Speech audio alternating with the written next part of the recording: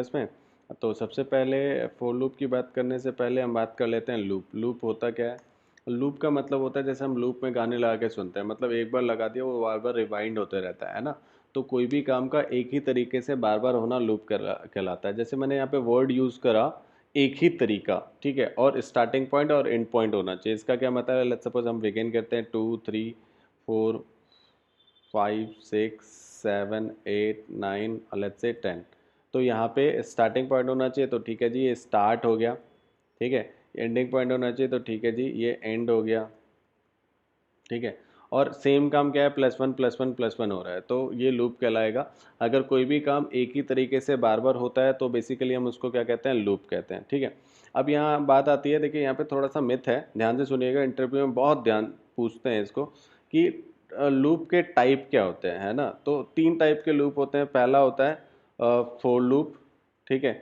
दूसरा होता है सॉरी पहला होता है फोर लूप, दूसरा होता है वाइल लूप, और तीसरा होता है डू वाइल लूप, ठीक है। अब बात यहाँ पे ये आती है, बात यहाँ पे क्या आती है कि ये जो तीनों लूप होते हैं वो एक ही काम करते हैं, है ना, लेकिन चीज़ें डिपेंड करती है, सिचुएशन टू सिचुएशन वेरी करती है। जैसे मैं यहाँ पे एग्जांपल लूँ कि मुझे आप मैं 3-4 मोड से पढ़ाता हूँ। जैसे मेरे पास फॉरेन के भी, कनाडा, यूके, इन सब के भी स्टूडेंट पढ़ते हैं, तो मैं सेम चीज़ करता हूँ, सी पढ़ाता हूँ उनको भी। लेकिन वहाँ पे क्या डिफरेंस है कि वहाँ ऑनलाइन पढ़ाना पड़ता है, जाके तो पढ़ा नहीं सकता रोज़ रोज़ ना। तो ये चीज़ है, ठीक है। और जैसे कुछ लोग हैं जिनको मैं ऑफलाइन पढ़ाता हूँ, ठीक है, और कुछ लोग ऐसे हैं जिनको मैं ट्यूटर इस पे यूट्यूब पे पढ़ाता हूँ।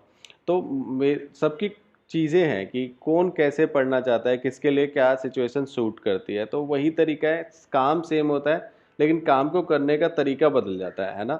तो कुछ सिचुएशन ऐसी होती है जो फोर में ईजी हो जाती है, कुछ सिचुएशन ऐसी होती है, कंडीशन ऐसी होती है जो वाइल में बहुत अच्छे से स्मूथली चलती है। लेकिन ऐसा नहीं है कि जो हम फोर से कर सकते हैं वाइल से नहीं कर सकते, जो वाइल से कर सकते हैं हम फोर से नहीं कर सकते, हम सब कर सकते हैं।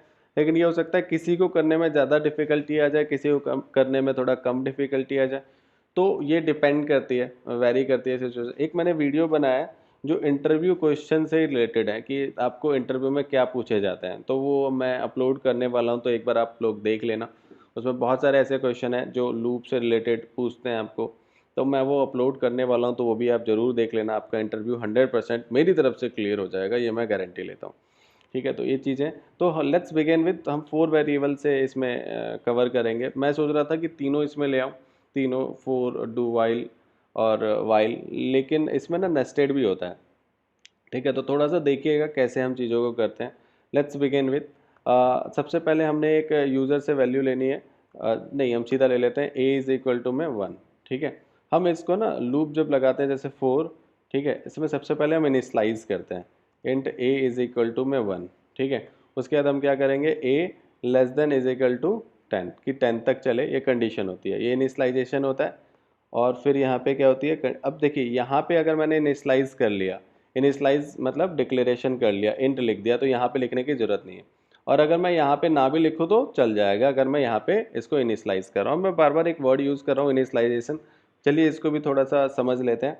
तो इनिशलाइजेशन का एक मतलब होता है, इनिशलाइजेशन का मतलब होता है कि किसी भी वेरिएबल को, अगर हम किसी भी वेरिएबल को जो पहली वैल्यू मिलती है उसको हम लोग क्या बोलते हैं, इनिशलाइजेशन।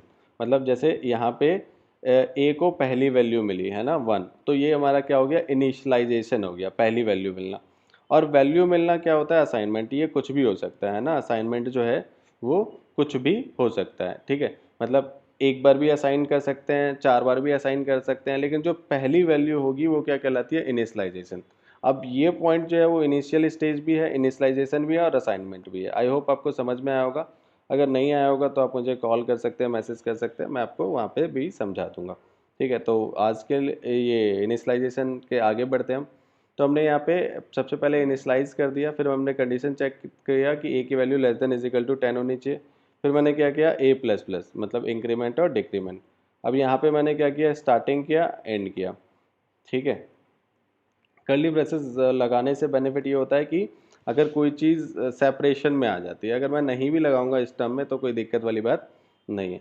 अब लेट्स सपोज मुझे अगर प्रिंट करना है तो मैंने यहाँ पे मॉड्यूल डी ले लिया, यहाँ पे मैंने कॉमा लगाया और यहाँ पे मैंने ए लिख दिया, ठीक है। अब नेक्स्ट लाइन के लिए मैं इसमें स्लैश एन लिख देता हूँ। थोड़ा सा समझते हैं। सबसे पहले वन आया, कंडीशन चेक किया, वन जो है वो less than is equal to 10 है क्या, हाँ कंडीशन ट्रू है। ए प्लस प्लस मतलब एक इंक्रीमेंट हो गया, लेकिन प्रिंट क्या करेगा 1। अब यहाँ पे कंडीशन चेक किया 2 बड़ा है क्या 10 से, छोटा है क्या 10 से, हाँ कंडीशन ट्रू है। अब यहाँ पे इंक्रीमेंट हो गया, लेकिन प्रिंट क्या कर दिया 2, है ना। ऐसे ही सो ऑन चलता रहा, 10 आ गया, 10 प्रिंट कर दिया, 10 प्लस 1 कितना आ गया 11, कंडीशन होगी फॉल्स। जैसे ही कंडीशन फॉल्स होगी तो वो लूप से बाहर आ गया। एक बार करा के देख लेते हैं, ठीक है। अब यही चीज़ है। अब अगर मान लीजिए यहाँ पे ना ब्रेक स्टेटमेंट का कैसे यूज़ कर सकते हैं, मान के चलिए ब्रेक और कंटिन्यू हम कैसे यूज़ कर सकते हैं, एक बार इसके बारे में पढ़ लेते हैं, ठीक है। तो सबसे पहले लेट्स बिगिन विथ कि हम पढ़ते हैं कि मुझे 4 तक कोई चीज़ लाके रोकनी है। तो मैंने यहाँ पे क्या करा, इफ़, ठीक है, if a is equal to 5। देखिए अब यहाँ पे एक और चीज़ समझा देता हूँ मैं। एक होता है इक्वल टू, ठीक है, एक होता है इक्वल टू। क्या डिफरेंस होता है, बेसिकली ये बिलोंग करता है आपके किसको, असाइनमेंट ऑपरेटर को, मतलब वैल्यू देता है ये, है ना। और ये क्या करता है, कंपेयर ऑपरेटर होता है। कंपेयर ऑपरेटर होता है, ये कंडीशन चेक करता है। जैसे मैं आपको दिखाता हूँ, ए इज इक्वल टू 5, तो मतलब ए की वैल्यू क्या आ गई 5। और अगर मैंने लिखा ए इज इक्वल टू 5, ये क्या करेगा, कंपेयर करेगा, क्या ए की वैल्यू 5 है और ये भी 5 है, तो कंडीशन ट्रू हो जाएगी। तो ये कंपेयर करता है और ये असाइन करता है। असाइन मतलब वैल्यू देने का काम करता है। ये वैल्यू इसमें आ गई, ये चेक करता है क्या इसमें भी 10 है क्या, ठीक है। ये क्या करता है, चेक करता है क्या इसमें भी 10 है। अगर होगा तो कोड एग्जीक्यूट हो जाएगा, नहीं तो वो बाहर आ जाएगा, फॉल्स में चला जाएगा। इसमें क्या होता है, ये वैल्यू ही देता है। इसमें ए में अब वैल्यू कितनी आ गई 5। मैंने यहाँ पे इफ़ कंडीशन लगाया, ठीक है। अब मैंने क्या बोला कि अगर ए की वैल्यू, मैंने क्या बोला, अगर ए की वैल्यू 5 हुई तो आप ब्रेक कर देना। देखिए गाड़ी होता है ना, तो अगर कोई सामने है तो हम क्या करते हैं, उस पर चढ़ा के रोकते हैं, पहले ही रोक देते हैं। तो ऑब्वियसली पहले ही रोक देते हैं। तो मैंने बोला है जैसे ही 5 आए ना, ए की वैल्यू जैसे ही 5 आए ना तो रुक जाना। तो कहाँ तक, ये कहाँ तक प्रिंट होगा, अच्छा यहाँ पे मैंने कहीं पे एक, अच्छा ये सारी चीज़ें हटानी पड़ेगी, ठीक है। तो यहाँ पे क्या होगा, ये प्रिंट हो जाएगा 1 से 4 तक। गाड़ी इस पर नहीं चढ़ानी है ना, ये आए उससे पहले रुक जाना है। तो जैसे ही 5 आया, इसने चेक किया वैल्यू 5 आई, जैसे ही वैल्यू 5 आई ये रोक दिया, ठीक है। तो बेसिकली ये यूज़ होता है ब्रेक का। ब्रेक का मतलब होता है रुकना। कंडीशन चेक किया और मैंने ब्रेक कर दिया। दूसरा होता है कॉन्टिन्यूअस, ठीक है। और इसमें क्या होता है, अगर मैं आपको समझाने की कोशिश करूँ तो इसमें बेसिकली क्या होगा, 1 से लेके जो कंडीशन मुझे स्किप करनी है ना, इसको मैं स्किप भी बोलता हूँ। ये क्या प्रिंट कर देगा, 1 2 3 4 5 6 7 8 9 10 है तो ये 5 छोड़ देगा। 1 2 3 4, 1 2 3 4, 5 नहीं करेगा, 6 7 8 9 10 कर देगा। तो कंटिन्यू क्या करता है, उसको वहीं पे छोड़ देता है, ठीक है। तो ये यूज़ होता है बेसिकली कॉन्टिन्यूअस का, ठीक है। अब हम बात कर लेते हैं नेस्टेड के टर्म में, ठीक है। अब नेस्टेड क्या होता है, नेस्टेड का मतलब होता है कंडीशन के अंदर कंडीशन का होना नेस्टेड कहलाता है। लेट्स सपोज मैंने फॉर लूप लगाया और उसके अंदर एक और फॉर लूप लगाया और इसमें मैंने इनिशियलाइज कर दिया int b is equal to 1 और यहाँ पे क्या कर दिया b less than is equal to, let's suppose यहाँ पे 4 ले लेते हैं और इसको ले लेते हैं, लेट्स सपोज हम ले लेते हैं 5, ठीक है। और यहाँ पे कंडीशन क्या है कि बी प्लस प्लस, ये तो कॉमन है, ठीक है। अब जैसे ही मैं इसको प्रिंट कराता हूँ, जैसे ही मैं इसको प्रिंट कराता हूँ, प्रिंट एफ और यहाँ पे मैंने ले लिया मॉड्यूल डी और यहाँ पे मैंने ले लिया ए, ठीक है। और यहाँ पे मैंने ले लिया स्लैश एन, ठीक है। अब जैसे ही मैं इसको एग्जीक्यूट कराता हूँ और मैं टर्मिनेशन देना भूल गया तो यहाँ पे क्या आ जाएगा, ये इसका हो गया, ये वाला मिसिंग है, क्या आ गया, ये आ गया। अब इसको मैं एक्सप्लेन करता हूँ क्या हो रहा है। देखिए ये बोलता है क्या प्रिंट करना है। अब मैं जैसे कि करता हूँ हर बार, ये यहाँ पे ख़त्म हो रहा है, मैं ये वाली लाइन यहाँ पे कॉपी करके और यहाँ लिख देता हूँ आउट ऑफ सेकंड लूप और ये यहाँ पे ख़त्म हो रहा है, सेम कॉपी कर लेते हैं और ये लूप यहाँ पे ख़त्म हो रहा है, इसके बाहर गेट चला जाते हैं और यहाँ पे लिख देते हैं फर्स्ट लूप।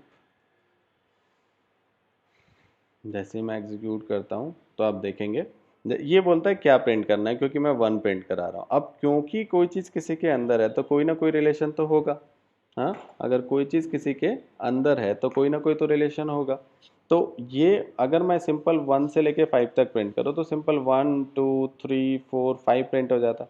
अब क्योंकि मैंने इसमें कंडीशन लगाई हुई है, क्या ये इसके अंदर है, तो ये क्या बोलता है क्या प्रिंट करना है, और रिलेशन क्या है कि कितने बार प्रिंट करना है, 4 बार प्रिंट करना है। तो इसने क्या करा, 1 को पहले 1 बार प्रिंट किया, फिर 2 बार प्रिंट किया, फिर 3 बार, 4 बार, 4 बार प्रिंट किया, फिर लूप से बाहर आ गया। इसने क्या बोला, आउट ऑफ लूप। फिर वापस चला, 1 + 1 कितना हो गया 2। अब 2 को कितने बार किया, 1 बार, 2 बार, और सो ऑन चलता रहा। जैसे ही 5 आया, 5 को प्रिंट किया, ठीक है, 5 को प्रिंट किया। प्रिंट करने के बाद पहले ये लूप खत्म हो गया, फिर ये लूप खत्म हो गया। तो लूप के अंदर लूप का होना क्या कहलाता है, नेस्टेड लूप। आई होप आपको समझ में आया होगा। Thank you so